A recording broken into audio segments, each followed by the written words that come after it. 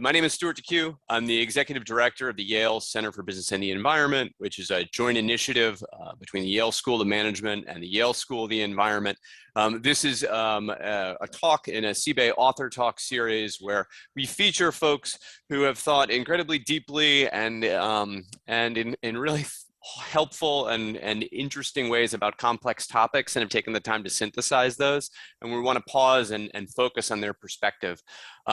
We're thrilled today that the host for this conversation, Vincent Stanley, who is the Director of Philosophy at Patagonia. He's also a resident fellow at the Yale Center for Business and the Environment and the co-author of a wonderful book, The Responsible Company with Yvon Chouinard. And Vincent is someone who asks us wonderful questions about how we can get better at what we do and how we can improve here at Yale. And he's the perfect person to always ask the questions of the authors that we bring on. So we're really thankful that Vincent has taken this on. And we've got the two authors here today who both have left impressions on this university and this place. Andrew Winston is an alum of the Yale School of the Environment, whose generosity and time and ability of insight and networks has always given back to the school in incredible ways. And Paul Polman left an indelible impression on this place when he visited right after the first chapter of this book at Kraft Heinz and met with both deans of the Yale School of Management and the Yale School of the Environment. And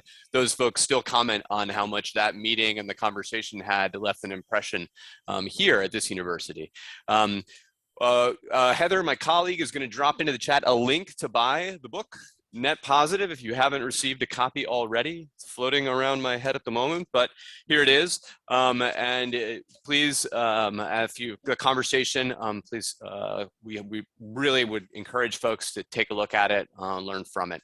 And with that, only kind of ground rules, we'll do about 30 minutes of conversation here with Vincent guiding it with Paul and Andrew.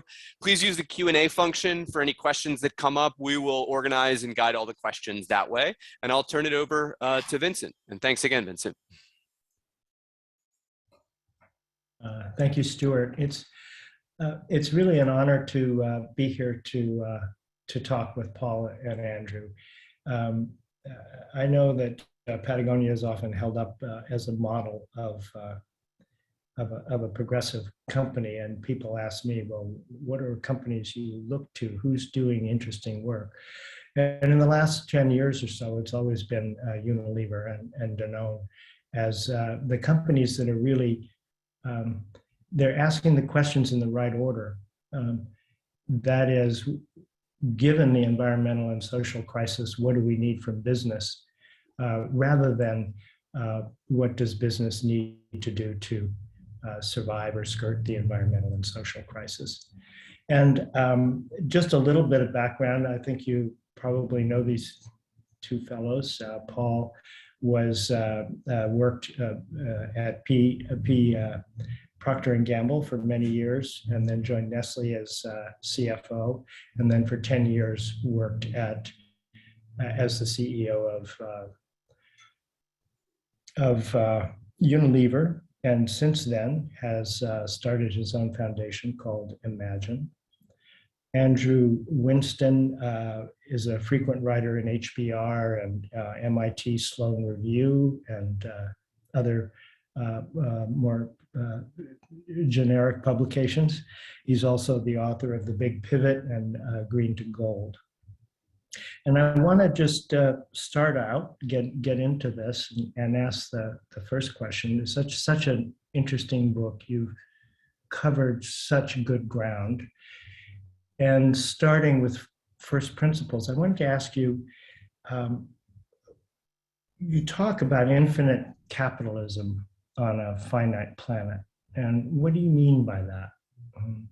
Let either one of you take the question. Well, perhaps I'll kick it off if that's okay, Andrew. But first of all, I obviously would never have written a book with someone else that hadn't come to Yale. So I'm glad that you acknowledge Andrew's intelligence, and that really makes the book worth reading, if I may encourage for the audience that haven't read it yet. But Vincent, also your definition and book and starting the discussions on what responsible business looks like is really has given us the courage to write Net Positive, which really is about a movement and a mindset change that we need in this world. at scale to really implement ultimately these wonderful sustainable development goals and attack these two most burning issues of climate change and inequality.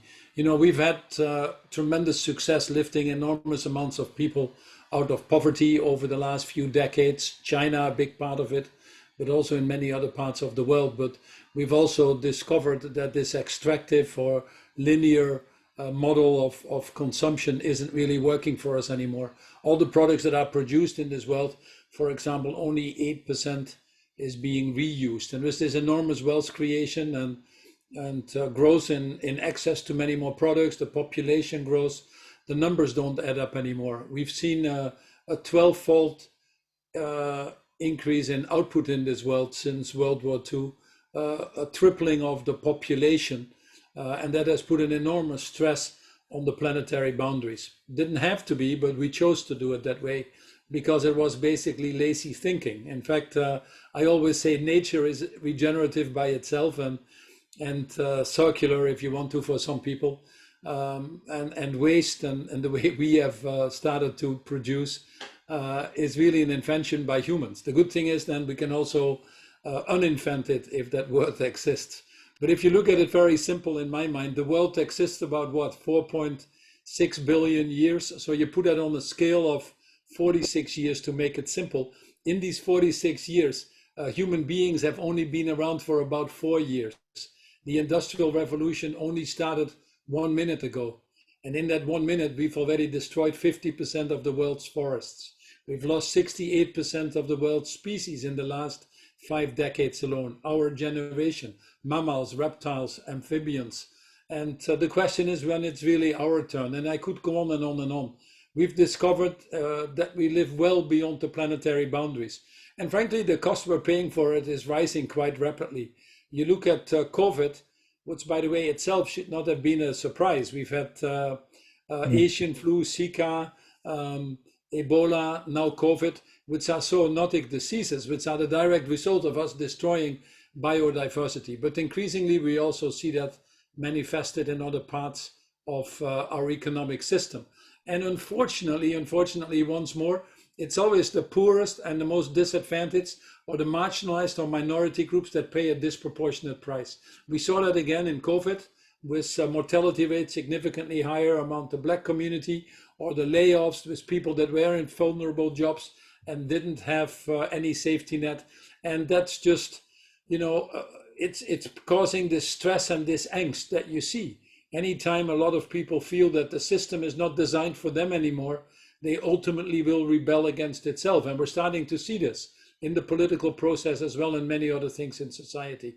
So what we are advocating is that the model that business is now working on, which is called CSR or corporate social responsibility, is simply not good enough anymore. When you overshoot your planetary boundaries so much, you know, the World Overshoot Day last year was July 29th, the day when we use up more resources than the planet can replenish. In fact, every day after that, as far as I'm concerned, we're stealing from future generations.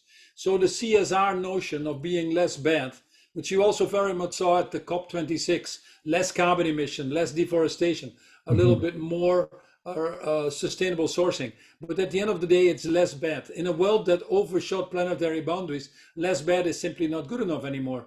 I used to murder 10 people, now I'm murdering 5 people. Am I a better murderer? Give me a break. So companies say, I understand that, I want to be sustainable. But what is sustainable? Sustainable is admirable, but it's neither good nor bad. It's saying it's okay to build a coal plant here because I'm planting a few trees there. And that's my commitment, even though there might be cutting forests in other parts of the world. It just doesn't work anymore. So the only model that works to frankly save humanity, to be responsible towards future generations, is a model that is restorative, regenerative, reparative. And this is what we simply call net positive. And it basically puts to rest, hopefully, as far as we are concerned, this terrible 50 years of shareholder dogmatism and short-term focus that has crept in the business community and has given us an excuse to actually move away from what we were meant to do in the first place, which is to address these issues of people and planet. And that's why we start the book with a simple question: how companies can now profit from solving the world's problems not creating the world's problems. And that's really the essence of what we're trying to achieve with this movement here, Vincent. Yeah, no, that's a really, I think that leads into what the next question would be, is you speak in the book about that we need the cooperation of every sector of society, from NGOs to government to businesses. And when businesses are working, we also need to work with our competitors. Can you talk a little bit about, and maybe Andrew for this question, what is business's role in creating solutions for climate and social inequity? Oh, yeah, thank you. And it's always good to be back at Yale. I seem to come back virtually or physically every year or so. I see a lot of people on the participant list from the community and friends and colleagues. So it's good to see you all, and a lot of people I've learned from. It's hard to follow Paul. You know, he does an incredible job of telling us how serious the situation is, but still leaving hope. So let me quickly, kind of build to the answer to your question about the role of business, and just build a little bit on what Paul said about net positive and solving the world's problems. And, we do pose this core question, which is the world better off because your company is in it? And I found that question really makes people think quite a bit about their own role and their purpose, and all these connections about are they leaving the world better off? And, we are defining a net positive business, and in similar terms, there's other words out there like regenerative and restorative, and they're all, in some ways equivalent, that a business that's net positive will thrive and profit by improving the well-being of everybody that they touch. And, for a multinational, that's arguably everyone, right? I mean, that's the whole planet. And this kind of company that is making the lives better of employees and customers and consumers and suppliers and communities, it's a North Star. We can't claim anybody's there. We never claim in the book that Unilever is there yet, and we say repeatedly it's not. Patagonia is as close as anybody, as you know, but is not, right? There's still plenty of challenges.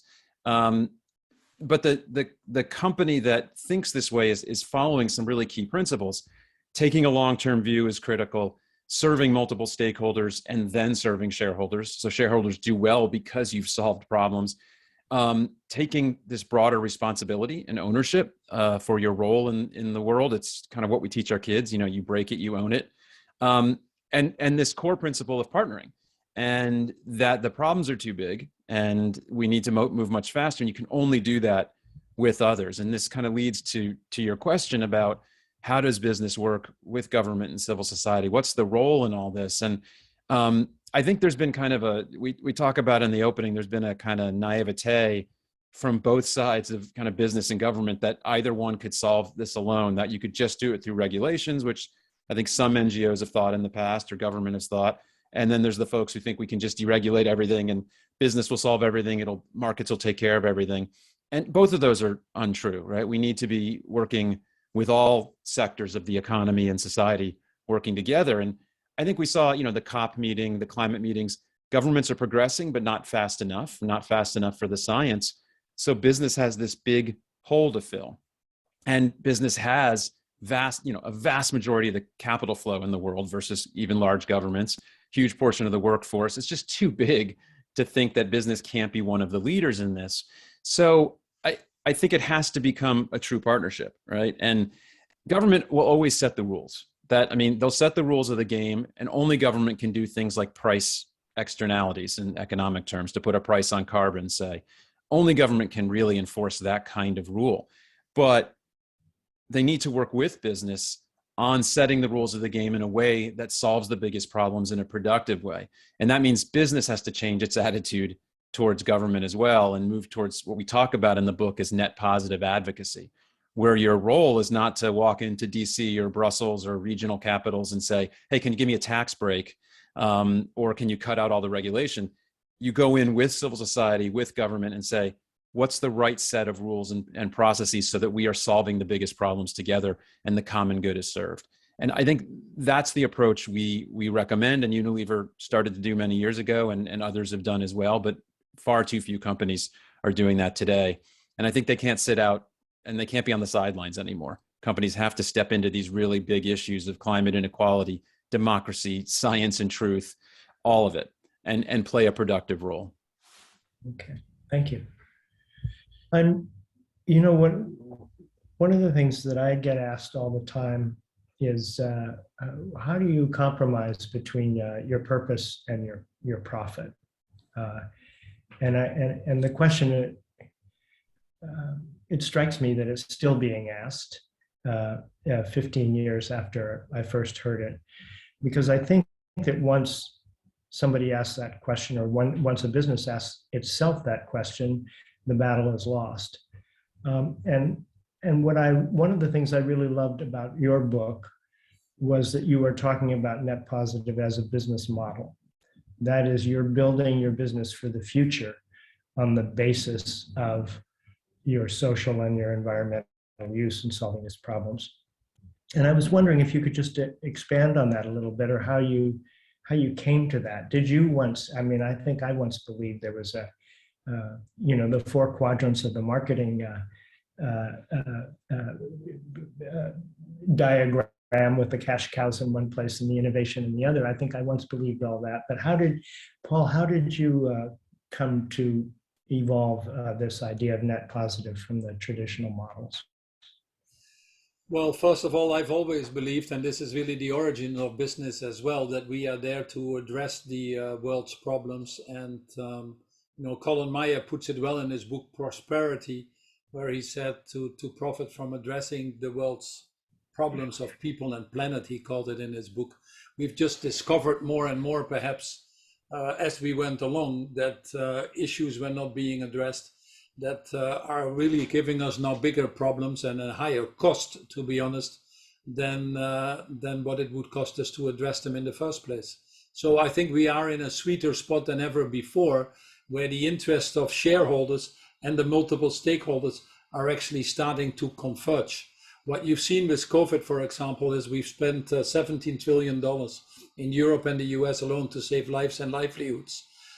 We've lost probably $25 trillion, according to the IMF, in the global GDP over this decade. That, frankly, is multiples of what it would take us to implement the Sustainable Development Goals, which have as this wonderful objective to irreversibly eradicate poverty in a more sustainable and equitable way. And it's by all means possible. And what I've always felt is, already from the beginning in my life, joining the companies, that I want to be part of something that is bigger than I could achieve myself, that we would leave the world in a better place that we found it. Unfortunately, collectively, it hasn't turned out that way.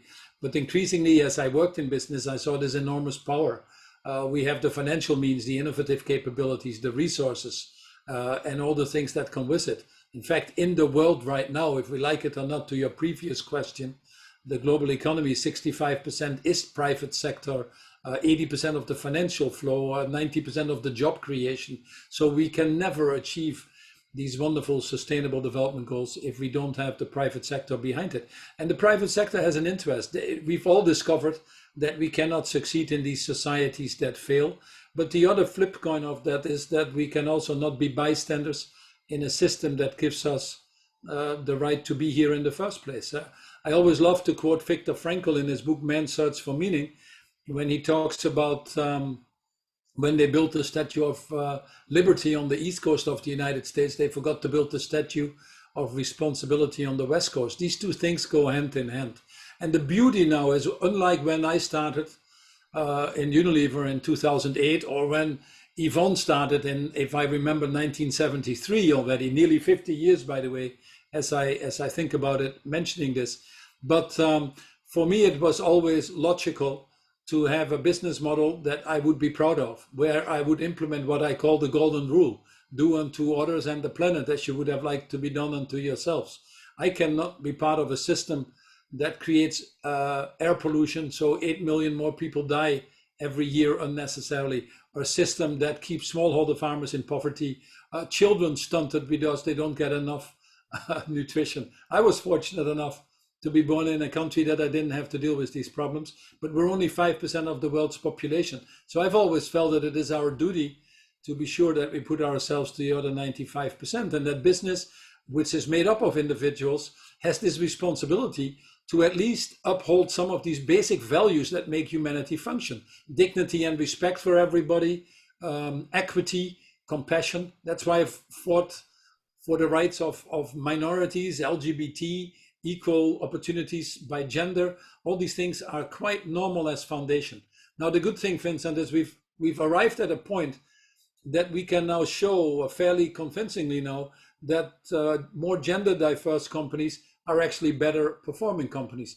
Companies that actively eliminate carbon emission in their value chain, have a lower output per unit in carbon, are actually higher valued by the financial market. Companies that work human rights across their value chain are more resilient and higher valued. And it's not surprising. You can see that now with the great resignation in the US as well. Companies that do these more responsible business models, that put purpose in the middle of it, that put sustainability throughout their strategy, are obviously more attractive employer brands. In Unilever, we saw in 2009, 2010, we saw all of a sudden 2 million people applying to the company, the third highest after Google and Apple. In most countries that we operated in, we became the preferred employer. We saw our engagement scores going up through the roof in the top of the top tercile. Our corporate image by GlobeScan was off the map together with Patagonia, undoubtedly.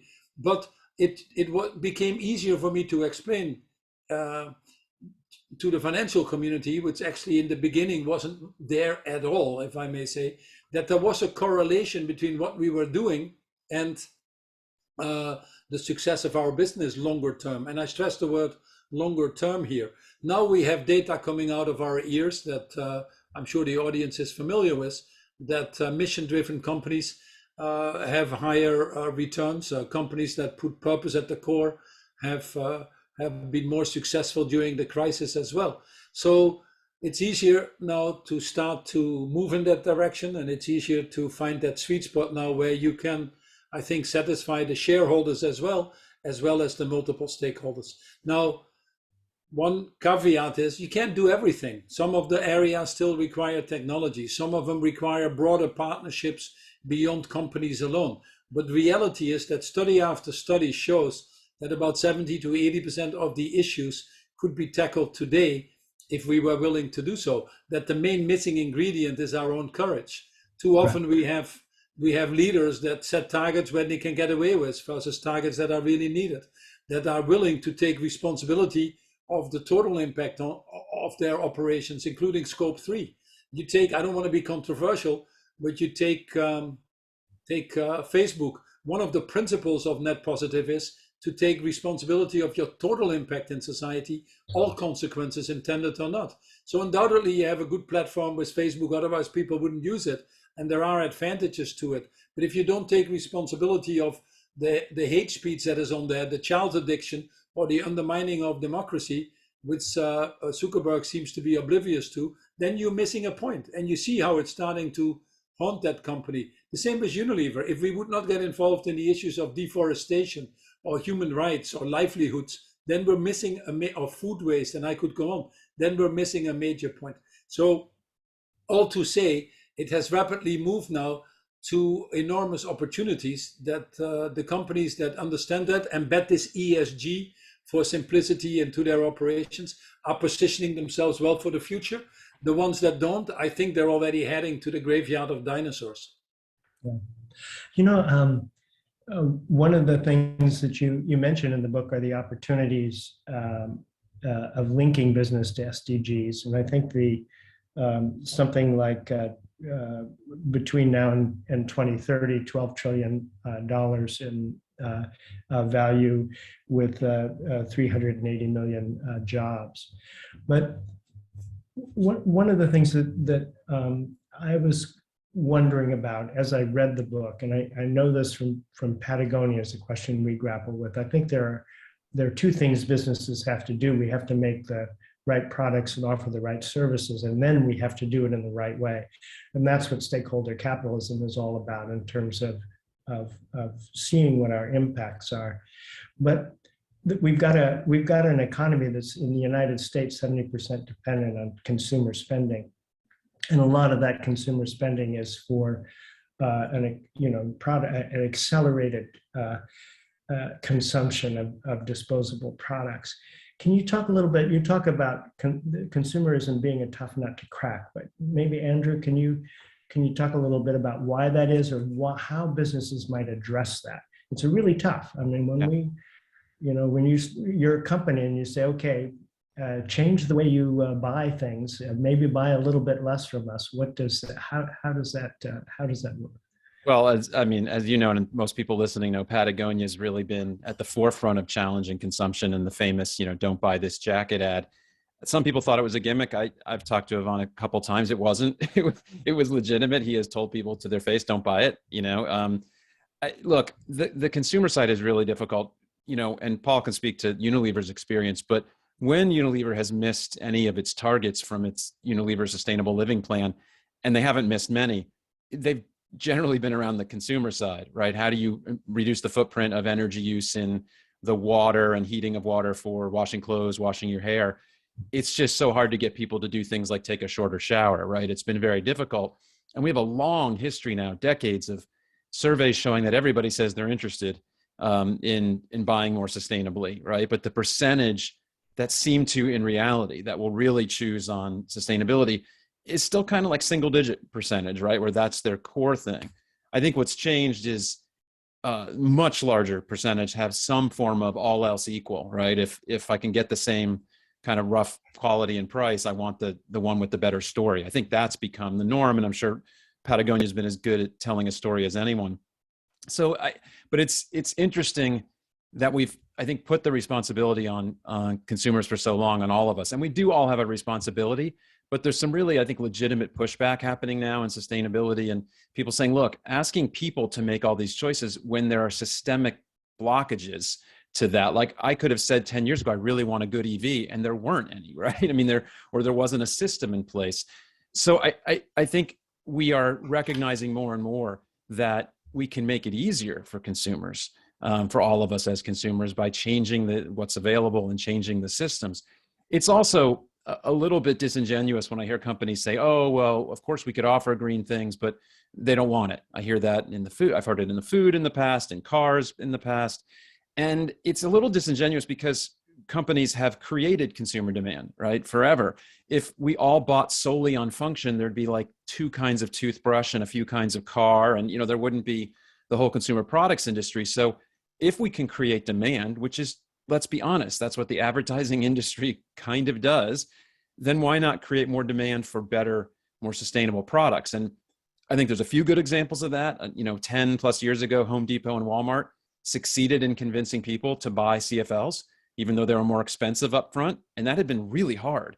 And they did it by teaching about kind of total cost of ownership in the store and educating more about what you're getting for this product.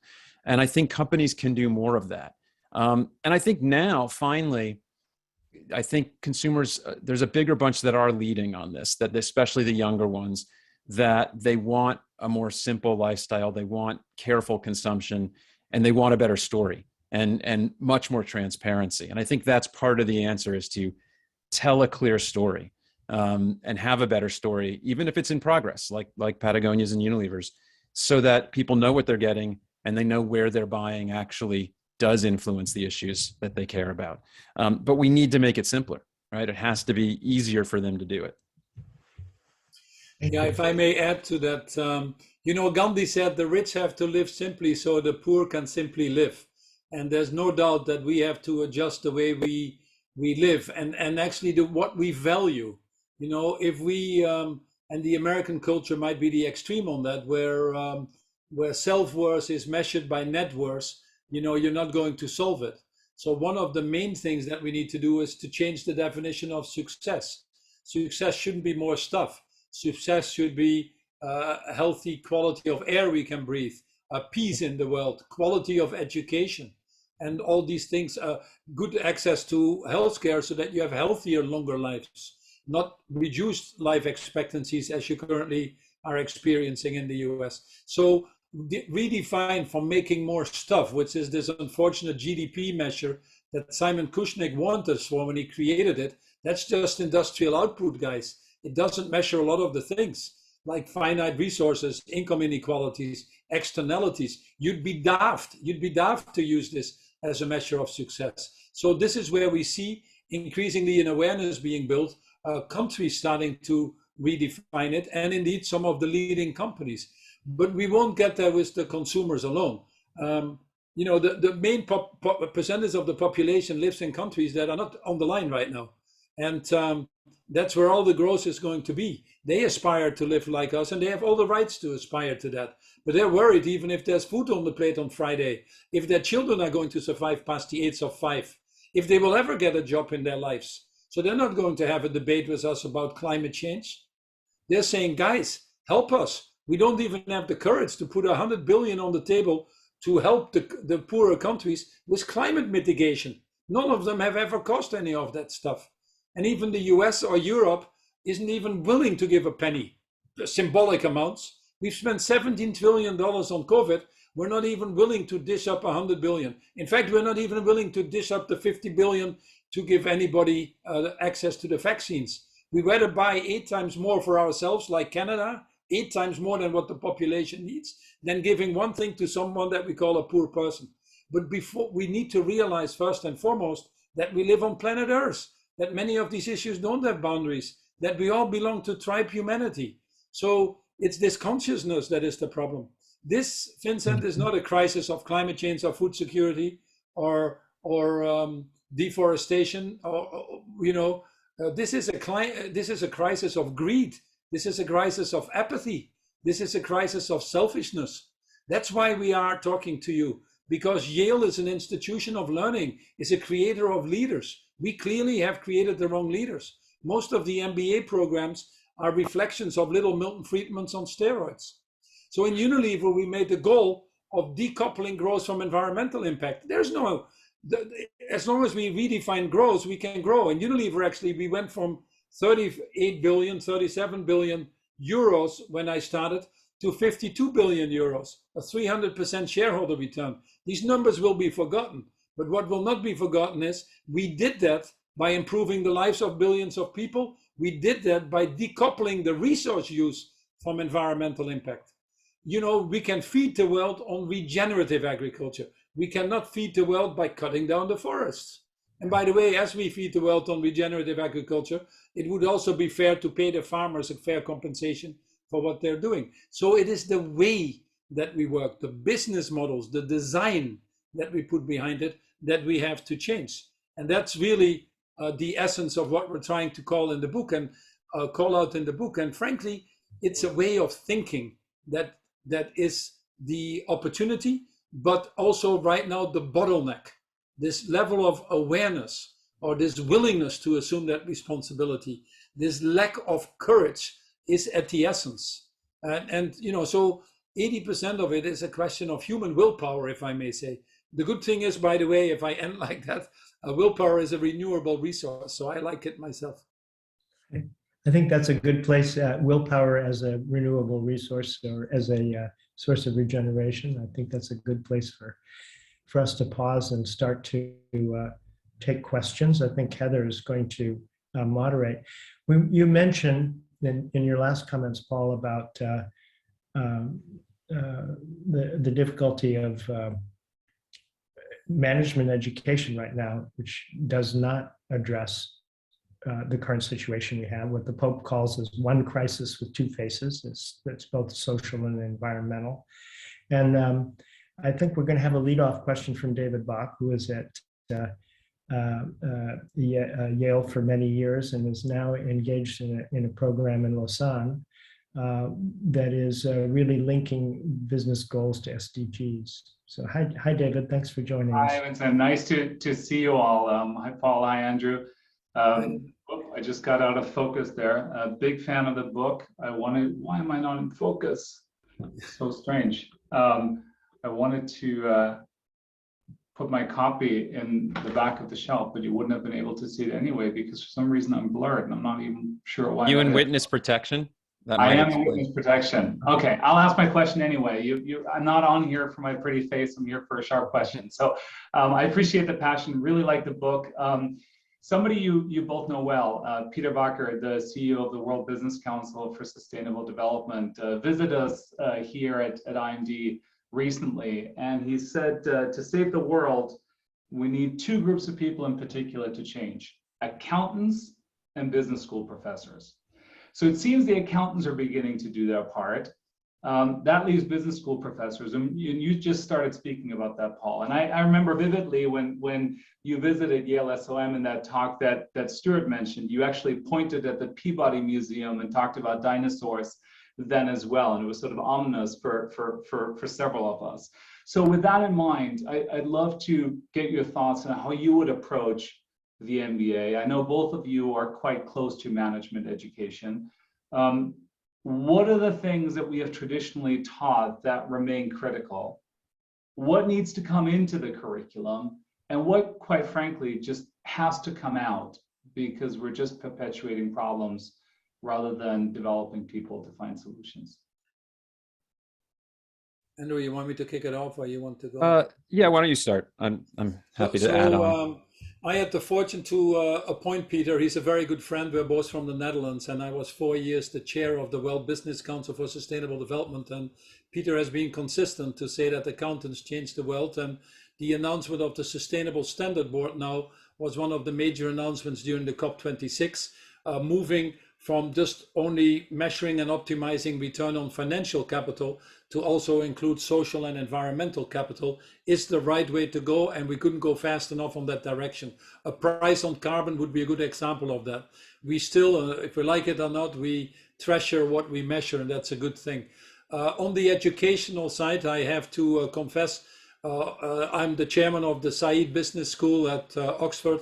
I'm on the board of the ESA Advisory Board and INSEAD, and obviously working closely with many of the people in other institutions, including IMD, close to where I live in Geneva. So my great respect also for the role you play, as does Yale with its institute. But there's something interesting. I was talking to Judy Samuelson the other day from the Aspen Institute, and they had done a research, admittedly just before COVID, but we are trying to rally people together to really accelerate a change of management education. We think net positive could be one of these catalyzers for change. I should have mentioned I'm also on the board of PRIME, which is the Principles for Responsible Education, where we now have 870 companies looking at that. There's a grant from the Lego Foundation, not to be learned in child education, that probably can be applied. But Judy told me something very interesting that I've been thinking about, and I'll share with you, but I haven't catalyzed that yet into what that really means.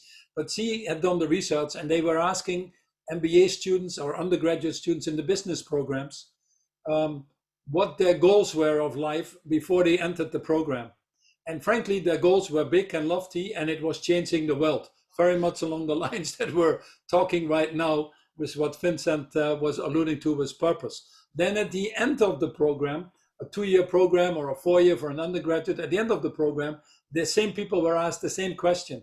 And it was all about earning money, being competitive, win-lose situations. So we've been doing a very good job in these 4 years to turn them from human beings into animals, as far as I'm concerned. So, and it was interesting. I'm a product of the MBAs. And already at that time, when I graduated in '79, all my American friends wanted to know what my starting salary was. All my European friends wanted to know what I was going to do.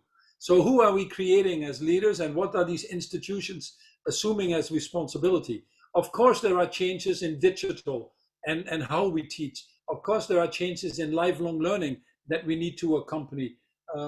But there are more and fundamental changes that need to happen in institutions, by the way, that are slow to change. Sometimes I wonder if even the Catholic Church is faster in change than it is in the academic institutions. And yet the world is changing so fast. And it can only come from having the academic community step up and rise to that challenge. We're seeing a pressure on the MBAs, actually. We're seeing a lower level of interest in many countries for people applying to the MBA program. That was slightly changed during COVID, but I think that's just because people were looking for something to do. I don't think the underlying trend has fundamentally changed. So it starts actually with the quality of the people we hire there. It starts with the research we do, and we need to think about that differently. Then you get to the education. It needs to be more integrated. As Andrew was alluding to, the leaders of tomorrow need to be systems leaders. If I'm at Said, I want to go as much to the Blatvernick School to learn about public policy as I want to probably get a little bit of juice and ideas from the philosophy department. So how do we create these holistic leaders and work horizontally? How do we look at truly teaching systemic change and bring that into our curriculum? How do we where do we feature impact that these institutions need to have?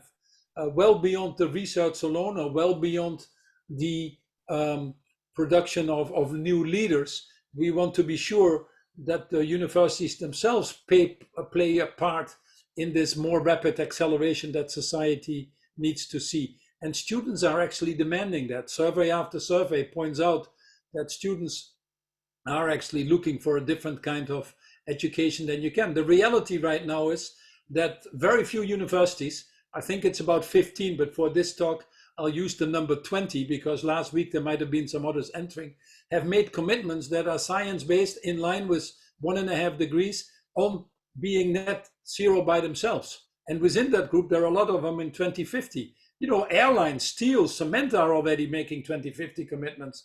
If you're running a university and you can't be net zero, including scope 3, by 2030, I don't know what you're teaching in the first place. So universities need to be more aggressively part of that.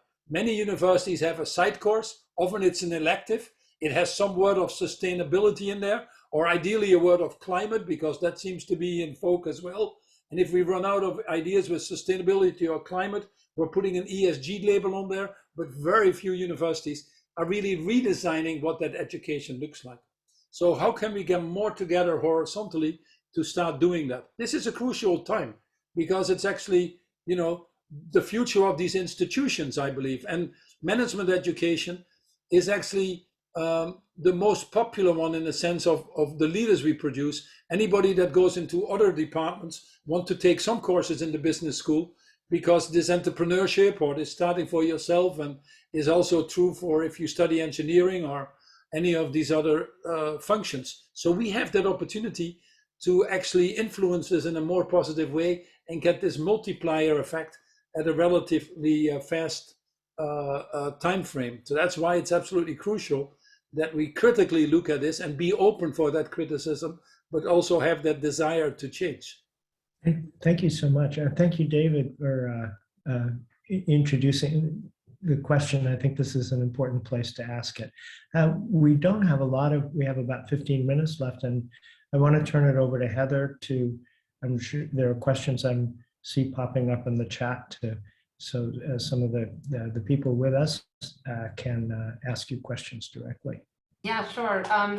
Just in general, try to push your questions over to the Q&A. Makes it easier for us to keep track of them and what we've answered. And thank you, David, for participating and asking that great question. We have a question from Han Kai. What are ways that current businesses can shift toward net positive models? What would be the best incentives? Well, can we start with an easier one? No. You know, I'm happy to jump in. Look, I think the incentives, in some sense, are everything we've been talking about the benefits to the business, a lot of it intangible value. I think that the greatest incentive for companies to rethink their models is both the opportunity that these giant problems represent. We're talking about multi-trillion-dollar markets that are in flux. You know, Larry Fink, the largest asset owner in the world at BlackRock, has written about the fact that no company escapes this net zero shift. It affects everybody. So the incentive is that, do you stay relevant? As Paul said earlier, do you become a dinosaur? Do you take part in these multi-trillion-dollar markets for new forms of transportation, energy, food and agriculture, consumer products? All of it's in shift. But I think there's also, the incentive is also, are you able to attract and retain people in this era where it's hard to find people? I feel like the largest incentive I've seen is about people. I was talking to a partner at one of the biggest consulting firms yesterday and said, how are you handling this pressure now about service firms? And who do you work with? Do you work with fossil fuels? Do you work with others that might be going in the wrong direction? And the guy said, point blank, we have to figure out where we draw the line on projects or we can't attract people. And we're all people. I mean, a consulting firm is all hiring young MBAs and young undergrads. And if they don't define how they will be net positive, how they will encourage their clients to create net positive outcomes, they won't get people. To me, that's kind of the biggest incentive is you're just not going to be relevant and you're not going to attract the people that you need. And the people coming out of business school now are much clearer. Even if they haven't had the perfect training that we're talking about, even if the classes haven't been there, they're coming out asking these questions. I hear that from many companies that people that are interviewing for jobs are asking them what they're doing around sustainability. And that's creating a pressure point. So that's incentive enough. Sort of along that line, a question from Charlotte Parker. I mean, how are you encouraging courage? You talk about courage, companies need to lead with courage. How are you encouraging courage and helping them to find this new perspective? We're deliberately using the word courage because it actually comes from the French word cœur, which means heart. And we believe that one of the big messages permeating through the book, if I may be honest, is to bring humanity back to business. We have distilled everything into win-lose and spreadsheets and short-term day trading. And one of the things we talked was creating more of these cooperative versus competitive leaders, the moral leadership that universities need to provide. So this courage is very important because what we've seen actually during COVID was that leaders in companies that were operating with this higher level of humanity or humility or compassion or empathy, whatever word you want to put there, that understood the power of partnerships, that were very purpose-driven, that thought probably more multi-generational than others, that these leaders instilled a level of trust that resulted in more resilience with their own employees in their value chains. And these companies ultimately perform better as a result of that. So this courageous leadership is important. So how do you foster that courageous leadership? In Unilever, we said at the beginning, it's very difficult to work a sustainable business model if you're not sustainable yourself. It's very difficult to make a purposeful business if you're not purposeful yourself. So for us, the journey started by going back to the core of the company. Jim Collins, in his book Good to Great, is talking about nurturing the core before you stimulate progress. I came in from the outside as the first CEO hired from the outside, really to fix a big problem that was there. But I also realized that although my position was the most senior one, it didn't command respect. I had to gain respect. So I started to study the company and its history. And when Lord Lever started the company at the end of the 19th century, his mission was making hygiene commonplace. One out of two babies in Victorian Britain didn't make it either past year one. So we learned from that and translated that in today's needs and created a core purpose that we called making sustainable living commonplace. Lord Lever already had talked about shared prosperity. He didn't make the company to run it on a quarterly basis for his shareholders. In fact, the man always spent the money before he had it. He was always hovering on the border of bankruptcy. And versus his contemporaries, by the way, the Rockefellers, the Carnegies, the Millons, who first amassed enormous fortunes and then were buying off the guild, Lord Lever was the opposite. He built the houses for his workers before the factory was running. He introduced guaranteed 6-day work weeks, pensions in the UK. In fact, all his colleagues that were businessmen were accusing him of being a socialist, but it served him well. So this notion of shared prosperity, this notion of deeper purpose to run these businesses was very much ingrained in our history. Then when business got tough, and especially the last few decades, we lost that and we started becoming victims ourselves of that short-termism. So we spent a lot of time with people like Bill George, who had written this wonderful book called True North, in the first year with the leadership team, to find our own purpose. Some people decided not to stay in the company. Some people redefined their purpose, but collectively we created that company purpose. It was very easy then to roll that out to the next 500, 5,000, and now about 70,000 people have gone through this in the company, what has become actually the most popular and desired training program. But it reinforced the corporate culture. It reinforced what we collectively are working on. And it created dynamics that I think created this, I would call it winning culture, certainly for the long term. And the results that we saw of 10 years of growing top and bottom line in a fairly competitive market was a result of that. People, for example, in many companies, if I just make it come alive, would, the CEO would go on the soapbox and say, we need to be more profitable. So we need to cut costs. So let's cut food waste so that we can be more profitable and see our share price go up. And that's, the motivation that happens in most companies, including some of them I worked for before. In Unilever, it's quite different. We actually succeeded in cutting more food waste from our value chain than our competitors by any measure. Because people in Unilever know that there are 826 million people going to bed hungry every night, not even knowing if they wake up the next night. They also know that they're fortunate enough not to be any of these people. But if they don't cut the food waste, then someone else is paying the price. And that motivation, that deeper sense of purpose of why you are there, once you have that instilled in a company, is magic.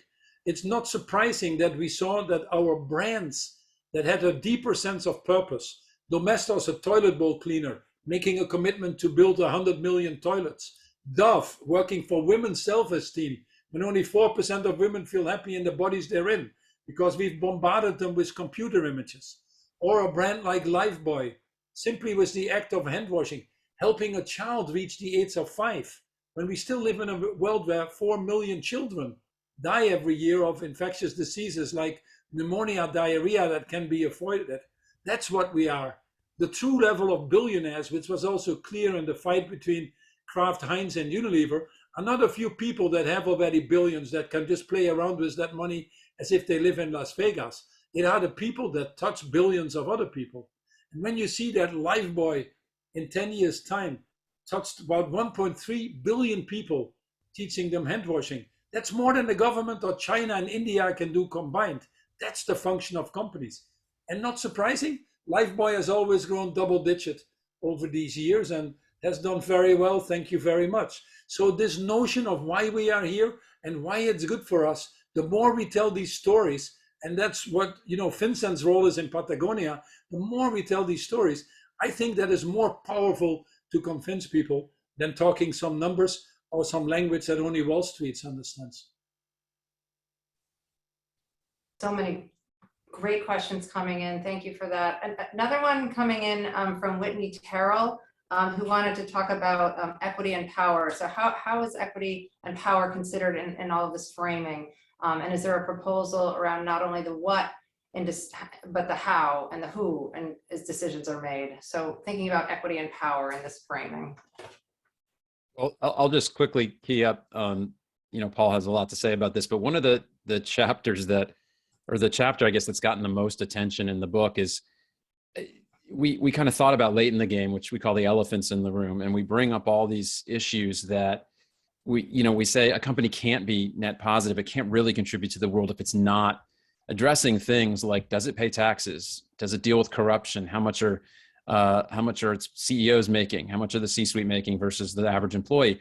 And we have a lot in there about true diversity and inclusion and real human rights. And I think there's obviously progress on these issues, but there hasn't been as broad a view, I think, about inclusivity and really who does have the power and how do we build equity in the world. And Paul's been working as one of the leaders in trying to bring more inclusivity to the disabled community, which he can talk about. And I think it's an example of something that business hasn't really looked at.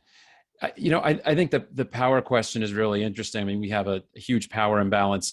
I mean, the inequality that's created in the last 40 years, the massive flow of money, and what's basically legalized corruption in the US and actual, I guess under the table corruption in other countries, means that this concentration of money has also yielded this concentration of power. And you're seeing some of the outcomes of that, how dangerous that is when a very small group of people can influence policy and influence outcomes, and even now influence the outcome of elections. I mean, we're in a very dangerous time in the US, I think, where we're starting to move to minority rule.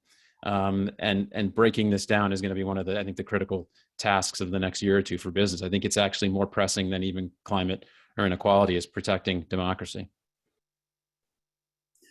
Yeah, there's little to add, Andrew. I think that was the right answer. But you know, there are 3 levels of power, which is formal power. I'm the CEO and I decide. I don't think that attitude will work that well anymore. I certainly didn't see that working in Unilever. The world changing too fast. You have to have distributed power and bring the decision making down to the levels of where the knowledge is always something I've believed in. So the role of the CEO in that sense is changing, but that's formal power. Then you have the board power that Andrew refers to. $3.5 billion goes into money from business into influencing the elections, either directly with the PACs or indirectly. And these Citizens United things and other things have been outright poison to the democratic process. Doesn't matter what side of the aisle you're on, by the way. If you believe in your constitution in one person, one vote, which seems reasonable to me, then it's not 3.5 billion against one vote. It's not going to work. It's ridiculous to see that all these companies make big statements on climate change and then finance via their trade associations to undermine the government policy because there's a small tax increase associated with that. So that consistency that Andrew talks about and how you use your power there when it gets to board power is a very important thing, and people will increasingly be watching that. One of the main things in the shareholder proxy season now is actually shareholders asking, give me more transparency on where that money is going. And we're rewarding increasingly that transparency, and not undermining democracy, but actually strengthening would be a good solution for all of us if you believe in the long term. And then the third one, which is the most powerful one, is moral authority. I've actually discovered, and that's why I personally decided to stop being CEO of Unilever after 10 years, because I found I couldn't do all the things that really were needed by being a CEO. CEOs are held to a higher level of accountability than they can deliver. So now I'm moving in a system without hundreds of thousands of people in our organization, without having the billions of dollars of budget. So all of a sudden I find myself in a system where the only currency is moral authority. And I can tell you, it's a much better space to be in. And if you exercise that well, you can have a much bigger influence to drive these transformative changes that are needed in society. So within that moral authority, within that different definition of power, we have to be sure always, always, always that we ensure that all the voices are heard. You know, the famous African proverb, or alone you can go fast, together you can go far, applies here as well. If we don't make our decision-making process inclusive of the people that we're trying to serve in society, we're never going to go with the right answers. Yet there are so many companies where the men are still deciding what the pregnancy policy is going to be for women. Good luck. Or there are so many companies where they're trying to make a big pledge on racial inclusion, but you don't find a black person in the board or in senior management. Good luck. So if we don't change that and make this a more inclusive society from all aspects, which by the way is also one thing that universities need to look at. Universities are too elitist, especially the Ivy universities or the big universities here. Their selection criteria is already done at birth, to be honest. So how do you bring that inclusiveness into society in all you do is a very important part. The world will not function if we don't distribute that power equally. Not equally is a difficult word to do, but in a more equitable way. That's one of the bigger challenges that we have right now. Thank you, Paul. I think that is a good place. I think we're at the top of the hour, and I'll turn it. Thank you so much, Paul and Andrew, for your book and your work and for the time today. And I say one quick thing.